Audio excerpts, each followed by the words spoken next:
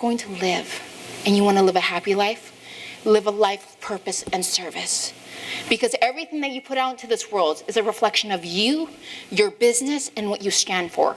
And people will see it before you talk. People will read it when you're moving. People want authenticity.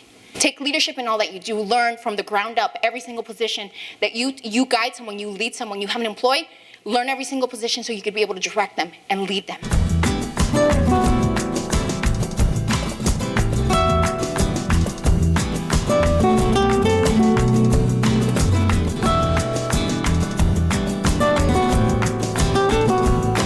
You know, and by the way, what a tough act to follow. Rosie was amazing.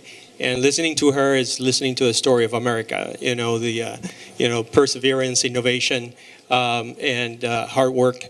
And that's the story of small businesses. You know, when we look at, what small businesses contribute to the U.S. economy, it's amazing.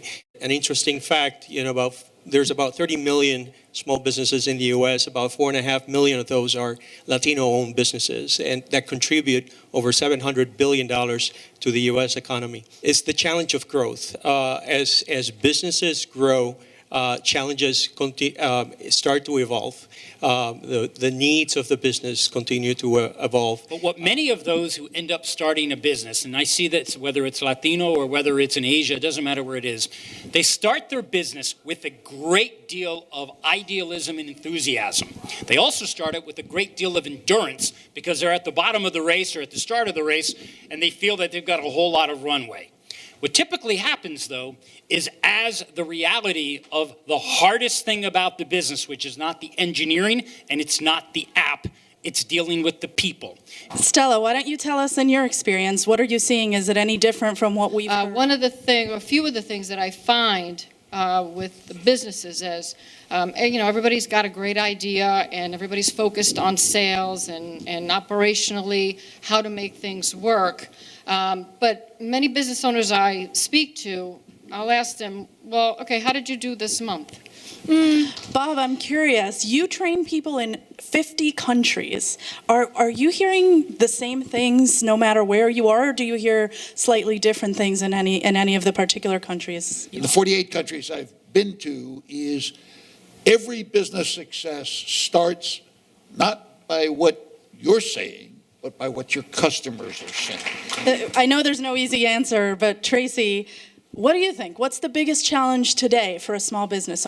So you really have to have a very good business plan. You have to have a passion for the business to really love it. You have to have the hospitality gene to be successful, because it's not a business for amateurs.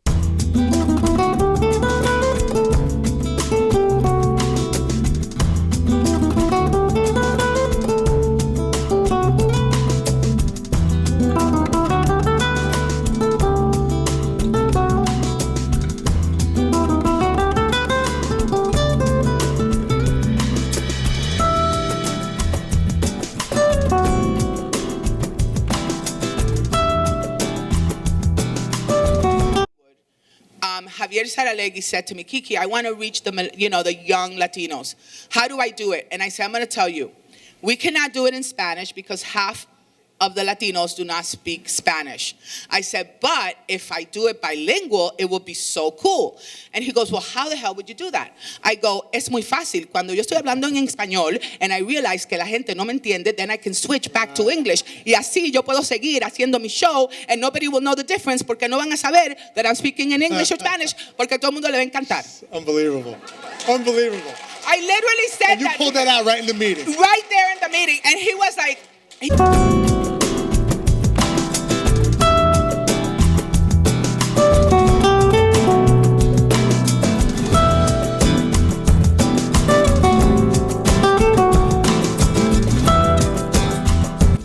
So for me, I am so grateful to Latin Business Today.